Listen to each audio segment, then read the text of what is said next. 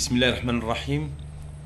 حضرات النظارة والمشاهدين الأكارم لموقع الدخلة 24، المنبر الإعلامي الذي أعطى الشيء الكثير باحترافية عالية، وأكد في عدة مناسبات عن شأوه الكبير وعلو كعبه على مستوى تتبع الخبر والموضوعية في الطرح، ولجعل المواطنات والمواطنين يتتبعون عن كتب كل جديد الحملات الانتخابية وأيضا البرامج الانتخابية للأحزاب السياسية برسم استحقاقات الجماعية والجهوية ليوم الجمعة 4 شتنبر 2015. واسترشادا بالتوجيهات الملكية السامية لصاحب الجلالة الملك محمد السادس الله ويده، والواردة في الخطاب المولوي السامي بمناسبة تخليد ذكرى ثورة الملك والشعب وعيد الشباب المجيد، وسعيا للترجمة الواقعية والأجراء الفعلية لاختيارات الاستراتيجية التنموية لبلادنا، وخاصة بأقاليمنا الجنوبية التي أوردها تقرير المجلس الاقتصادي والاجتماعي والبيئي، واستجابة لانتظارات ساكنة جهة وادي الذهب الداخلة. يخوض حزب الحركة الشعبية على غرار باقي الأحزاب السياسية الأخرى غمار الاستحقاقات الانتخابية الجماعية والجهوية، والتي تعد الأولى بعد دستور 2011، وذلك تكريسا لقيم المواطنة الحقة ولتكريس قيم الديمقراطية المحلية التي أرصد عائمها جلالة الملك محمد السادس نصره الله وأيده، والتي بوأت بلادنا المكانة المرموقة بين الديمقراطية العالمية، وهي مكانة نعتز بها ونفخر بها مختلف الأمم. وطبعا نفخر في هذا اللقاء لاستضافة ثلة من الفعاليات الاقتصادية والثقافية والاجتماعية التي أثثت المشهد الثقافي والاقتصادي والاجتماعي بجهة وادي الذهب الداخلة ردحا من الزمن، وتواصل طبعا هذا الإشعاع من خلال عملها كمناضلات ومناضلين بحزب الحركة الشعبية. طبعا سعداء لاستضافة في هذه الجلسة مع تبعي الموقع الإلكتروني الناجح دخل 24. طبعا السيد إبراهيم البطاح رجل أعمال ناجح وفاعل جمعوي، سيدة حمدات الجماني رجل أعمال ناجح ومنعش اقتصادي، سيدي محمد علي الددي رجل أعمال ناجح وفاعل جمعوي، ومحمد محمود العريبي إطار شاب من الكفاءات العليا ومناضل ضمن شبيبة حزب الحركة الشعبية. طبعا قبل استعراض البرنامج الانتخابي لحزب الحركة الشعبية وأيضا كل المحاور الأساسية التي تشكل القيمة المضافة لهذا الحزب على مستوى الساحة السياسية، على مستوى الجهة، وأيضا على المستوى المحلي، نود في البداية أن نستعرض وبإيجاز حصيلة الحزب لدى ولايته منذ 2009 إلى 2015 لرئاسة المجلس البلدي، التي نفخر جميعا كمناضلات ومناضلين لحزب الحركة الشعبية وكمواطنات ومواطنين وساكنة هذه الجهة وهذه المدينة الغراء. طبعا نفخر برئاسة سيدي صلوح الجماني للمجلس البلدي، والتي أرخى بفضل حنكته وأيضا لحكامته التدبيرية على مستوى محيي المدينة دي، استبدل من مدينة طبعا ناشئة إلى مدينة تضاهي حواضر المملكة المغربية وتضاهي أيضا مدن مختلف البلدان القارية، خاصة البلدان المجاورة بطبيعة الحال. طبعا هذه الولاية التي حققت مجموعة من الإنجازات، ويشهد الجميع بما تحقق من طفرة نوعية كمية ونوعية على مستوى المحلي وعلى المستوى أيضا الجهوي. نستمع لاستعراض هذه الإنجازات وحصيلة هذه الإنجازات التي نفخر بها جميعا من خلال مداخلة السيد إبراهيم البطاح، كما قلت رجل أعمال ناجح وفاعل جمعوي على مستوى المدينة وأيضا الجهة، فله الكلمة. بسم الله الرحمن الرحيم. إبراهيم البطاح من المناضلين ومرشحي حزب الحركة الشعبية بجهة واد الغويرة. كما يعلم الجميع بأن الفترة الولاية للمجلس البلدي للداخلة كان يترأسها حزب الحركة الشعبية، ونحن بصدد سرد مجموعة من الإنجازات والمشاريع التي قام بها المجلس البلدي في ولايته ما بين 2009 حتى 2015. إذا المتبع للشأن المحلي بمدينة الداخلة، جوهرة الأقاليم الجنوبية يشهد على التطور الكبير الذي عرفته البنيات التحتية للمدينة، وعلى صعيد التنمية الشاملة التي عرفتها خلال الفترة الانتدابية الأخيرة التي ترأسها حزب الحركة الشعبية. فمنذ أن تولى السيد سيدي صلوح الجماني زمام الأمور ببلدية الداخلة بترأسه المجلس البلدي خلال الفترة الممتدة ما بين 2009 إلى 2015، كان لرئيس المجلس البلدي الفضل الكبير في هذه القفزة النوعية التي تشهدها المدينة بعدما كانت في السابق تتميز بضعف في بنياتها التحتية. وبفضل العمل الدؤوب والجاد للمجلس الحالي الذي يكون لساكنة المنطقة الحب والاحترام، تحولت مدينة الداخلة إلى ورش مفتوح ساهم بشكل كبير في إنعاش التنمية المحلية. وقد حرص رئيس المجلس البلدي كل سنة على وضع ميزانية متوازنة وحكامة جيدة في التسيير المالي والإداري يشهد بها المعارضون قبل المناصرون، مما مكن الجماعة من توفير فوائد مالية مهمة سنويا فقط لأول مرة في تاريخ المجالس المتعاقبة 50 مليون درهم. تم برمجتها في إنجاز مشاريع مهيكلة للمدينة، خاصة الأحياء الناقصة للتجهيز، وكذلك تجهيز بعض المصالح الجماعية والمساهمة في اتفاقيات الشراكة التي أسهمت بشكل كبير في تغيير معالم المدينة وفي نهضتها العمرانية. وقد همت هذه المشاريع التنموية إنجازات مهمة شملت على وجه الخصوص قطاع تعبيد الطرق وتهيئة الأرصفة، إذ رصد المجلس البلدي اعتمادات مهمة لهذا القطاع بمختلف الأحياء الناقصة للتجهيز، حيث خصص لهذه المشاريع الإنمائية غلاف مالي يناهز 65 مليون درهم. كما تمكن المجلس البلدي للداخلة من خلال هذه الاعتمادات تكسية أكثر من 280 ألف متر مربع من الطرق الحضرية وتهيئة أكثر من 60 ألف متر مربع من الأرصفة، مما جعل معظم الطرق بالمدينة مكسوة بمواد بلاطية من النوع الجيد، مما شكل قطيعة كبيرة مع الماضي.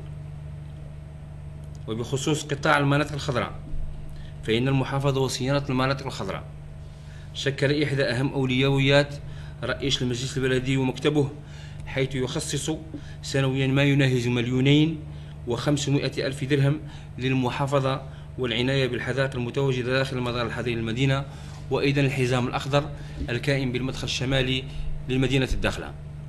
كما تم تخصيص اعتماد بمبلغ 4 ملايين درهم لتهيئة حديقة المسيرة 3 والحدائق الأخرى المتواجدة بعدة أحياء من المدينة. أما بخصوص الساحات العمومية، فقد كان لها نصيب أوفر ضمن انشغالات السيد الرئيس، إذ توجت مجهوداته بخلق استراتيجية متكاملة لخلق فضاءات للنزهة والترفيه، مما يعقد قيمة مضافة لم تكن في العهود السابقة، لا سيما إذا ما أخذنا من الاعتبار التوسع العمراني المتسارع الذي واكب فترة انتداب المجلس البلدي. كما توجد مجهودات المجلس البلدي منتهي ولايته بإنجاز ساحة عمومية بشارع محمد فاضل السملالي على مساحة 25 ألف متر مربع، حيث تعد هذه المنشأة البيئية فضاء للترفيه تتوافد عليه ساكنة الأحياء المجاورة. كما تم إنجاز حديقة عمومية على طول شارع الولاء على مساحة تفوق 9000 متر مربع، فضلا عن تهيئة ساحات عديدة بمختلف أحياء المدينة. وبالإضافة إلى عمليات تنظيف الشواطئ وصيانتها، فقد قام المجلس البلدي بربط الشاطئ أم البوير بشبكة الكهرباء العمومية، كما قام بتهيئة كورنيش شاطئ الخيرة على المحيط الأطلسي على مساحة 1200 متر طولا و9 أمتار عرضا، ليكون متنفسا وفضاء مهما لفائدة الساكن المطل على هذا الشاطئ بعدما ظلت وجهة الساكنة صوب كورنيش خليج وادي الذهب.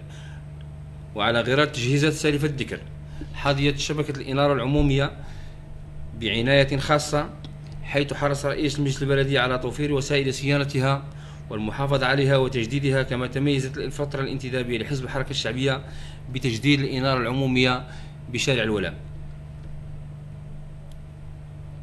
كما تم إيصالها إلى ملتقى طرق شمال المدينة، وأيضا إنجاز الكهرباء العمومية بشارع العلويين وشارع النخيل. وبخصوص المبادرة المحلية للتنمية البشرية التي يرأس رئيس المجلس البلدي إحدى برامجها ويساهم في تمويلها، فقد قام المجلس من خلالها بتهيئة كل من حي البويشات وحي المسيرة واحد، وتجديد شبكة الإنارة العمومية تحت أرضية بحي السلام، وتهيئة الأرصفة بحي الرحمة، وتجهيز دار الحي بالنهضة والوحدة، وتهيئة حديقة حي الأمل. أما فيما يخص تجهيز المناطق الصناعية، فقد باشر المجلس البلدي عملية تجهيز المنطقة الصناعية السلام التابعة للمجلس البلدي، والتي ظلت لعدة سنوات خلت بدون تجهيز، حيث أوشكت الأشغال بها على الانتهاء. وتظل نظافة الهجس الأكبر لدى السيد الرئيس، حيث كان شديد الحرص على توفير الوسائل الضرورية واللوجستيكية لجمع النفايات المنزلية ونقلها إلى المطرح البلدي، حيث قام باقتناء عدة شاحنات وآليات لتعزيز حظيرة السيارات وتطوير هذا المرفق الهام والحيوي، حيث ترقى مدينة الداخلة إلى مصاف المدن النظيفة بالمملكة، الشيء الذي تحقق بامتياز وأدخل مدينة الداخلة ضمن قائمة المدن القلائل الحاصلة على عدة جوائز من مؤسسات تعنى بالبيئة ونظافة المدن. وخير الختام قوله سبحانه وتعالى: وقل اعملوا فسيرى الله عملكم ورسوله والمؤمنون. شكرا للأخ المناضل إبراهيم البطاح على هذه الحصيلة الموجزة. فإذا كانت هذه هي الحصيلة في ظرف قياسي لا يتجاوز 5 سنوات من العمل اليومي المواطن والدؤوب،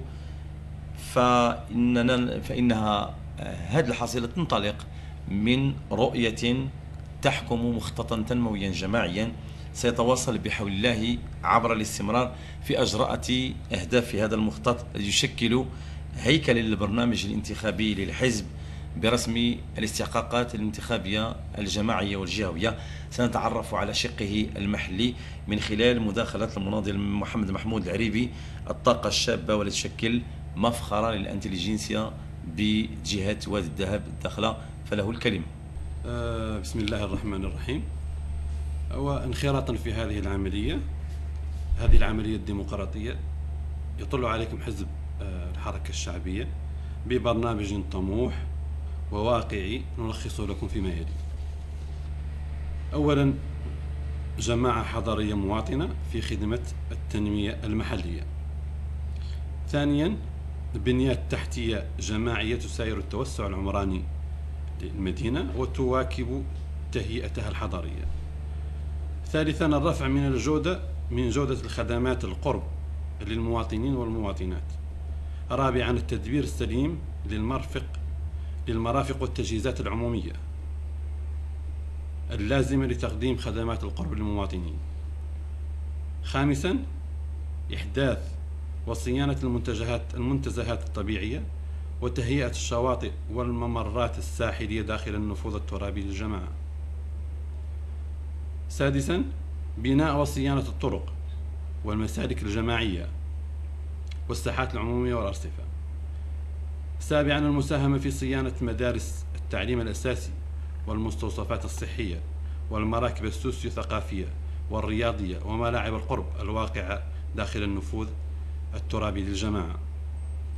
ثامنا، السهر على احترام الاختيارات والضوابط المقررة في مخططات توجيه التهيئة العمرانية والتصميم التهيئة وكل الوثائق الأخرى المتعلقة بالإعداد الترابي والتعمير بإعداد الترابي والتعمير حتى تظل المدينة الداخلة في مستوى تطلعات ساكنتها. تاسعا، البحث عن شراكات قطاعية مع الفاعلين العموميين بما يخدم الساكنة ويحقق تطلعاتها ويعزز سلمها الاجتماعي.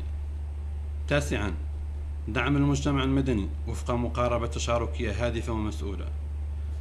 10 الارتقاء بالثقافة بمختلف تجلياتها والانفتاح على الآخر. 11 دبلوماسية موازية لإرساء أسس التعاون والشراكة والدفاع عن الوحدة الترابية. 12 إنعاش الرياضة المحلية ودعمها. 13 المحافظة على البيئة مع الحرص الشديد على النظافة وحفظ الصحة. وسيلتنا فيما تقدم مخططات التنمية الجماعية الذي سيعكس برامجنا علما، سيعكس برامج عملنا القابل للإنجاز والتنفيذ. عماده التشخيص الموضوعي لحاجيات وإمكانيات الجماعة الحضرية، والتحديد الواقعي للأولويات مع تحديث وعصرنة طرق اشتغالها. شكرا للأخ محمد محمود العريبي على استعراضه للمحاور الكبرى للبرنامج الانتخابي في شقه المحلي. فماذا عن منظور الحزب للجهوية، وكيف السبيل لإرساء نموذج الحكامة المحلية وفق الاختصاصات المخولة للجهة كقطب تنموي؟ هذه الأسئلة وغيرها سنتعرف عليها من خلال مداخلة سيدي حمدات الجماني، رجل أعمال ناجح ومنعش اقتصادي، عبر هذه المداخلة. شكرا أستاذ عمر. بسم الله الرحمن الرحيم. إن الحركة الشعبية ستدخل هذه الاستحقاقات الجهوية التي تعرفها بلادنا يوم 4 شتنبر، التي تعد تحولا كبيرا في إطار النموذج الجديد للجهة، والذي يروم البرامج الكبرى والرهانات من خلال التسييد الحقيقي لمنظوم جهوي يراعي الخصوصية المحلية والانفتاح على الأوراش التنموية لتحقيق مقاربات تنموية على كافة الأصعدة الاقتصادية والاجتماعية والثقافية. فتنزيل الجهوية يتطلب حكامة جيدة من أجل تحقيق رؤية لمخططات ذات أبعاد سوسيو اقتصادية واجتماعية تنفتح على الفاعل الجمعوي ضمن الاهتمامات والمتطلبات العمومية.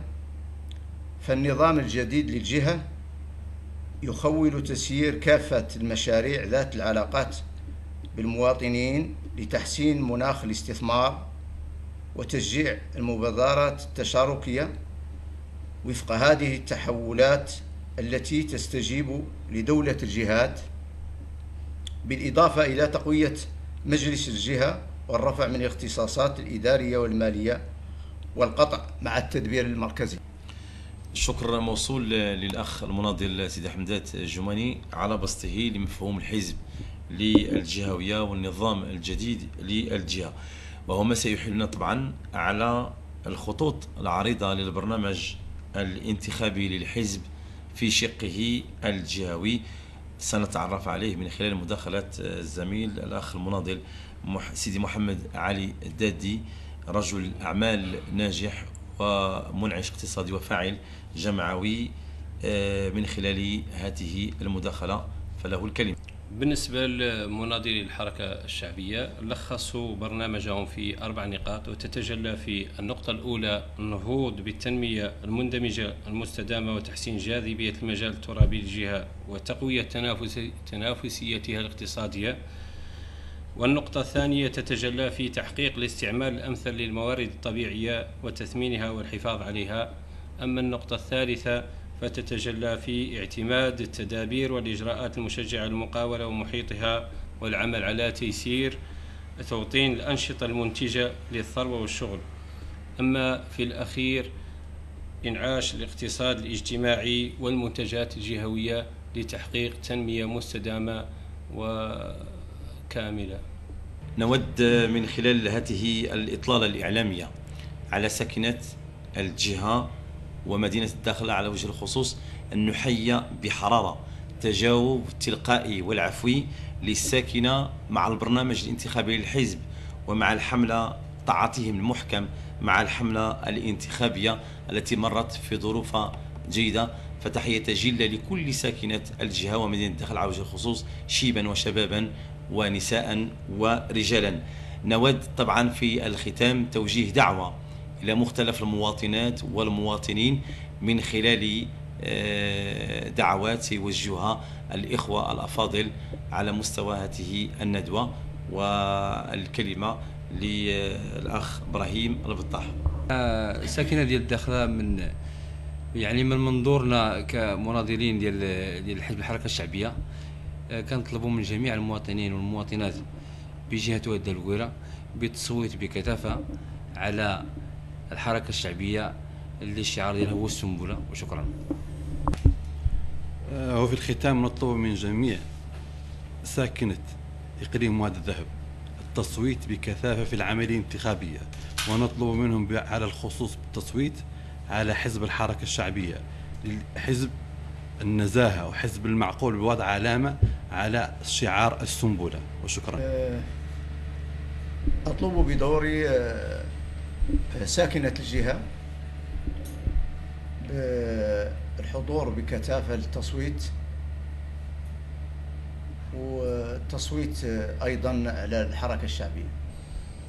نطالب جميع السكان أن ينخرطوا في أدائهم للواجب الوطني بالتصويت ترسيخا للديمقراطية الحقة وتشجيعا للعملية السياسية ولحزبنا حزب الحركة الشعبية ولوكيل لائحتها سيدي صلوح الجماني ولرمزها رمز السنبلة. فنطالب الجميع أن يكون معنا يوم الحدث وقت الحدث ومع الحدث. ختاما وباسم الحركيات والحركيين بجهة الداخلة وادي الذهب نتقدم بخالص الشكر والامتنان إلى موقع الداخلة 24 الذي أبى إلا أن ينخرط في هذا الحدث الديمقراطي الهام الذي ستعيشه بلادنا يوم 4 شتنبر والمتمثل في الانتخابات الجهوية والمحلية. ولا شك أن انخراط الإعلام المرئي والمسموع المكتوب والإلكتروني من خلال توفير مساحات للأحزاب السياسية قصد استعراض برامجها الانتخابية وحملاتها الدعائية لا تعد خطوة في الاتجاه الصحيح للإعلام الهادف والنزيه والمسؤول. وشكرا لكم مرة أخرى.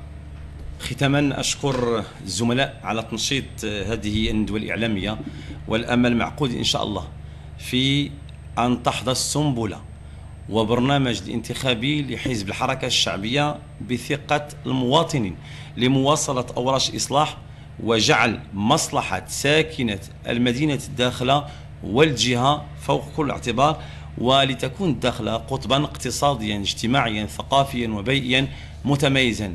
أيتما ديستما قاتفوس غفوس باش لكم صغير نرى إن شاء الله تزرم كل ما كتقال ندينت غير كليستيوري نرى باش تقيمة فوس غفوس باش انسباين تمازرتنا التف كل تيميزار. فضعوا ثقتكم لوحات تزلفت رمز السنبلة. وشكرا مرة أخرى لكل الساكنة ديال الجهة بكل الأحياء ديالها اللي تفاعلت بإيجابية وكانت في مستوى الحدث وكانت في مستوى التعبئة الحقيقية. فشكرا لكل الساكنة على التجاوب التلقائي مع البرنامج الانتخابي لحزب الحركة الشعبية، والأمل إن شاء الله في أن نقودها ونواصل التغيير مع سيدي صلوح الجماني على مستوى مدينة الداخلة والجهة ككل. وشكرا لكل المناضلات ومناضلي حزب الحركة الشعبية. شكرا لمتتبعي المنبر الإعلامي المتميز والمتميز الداخلة 24.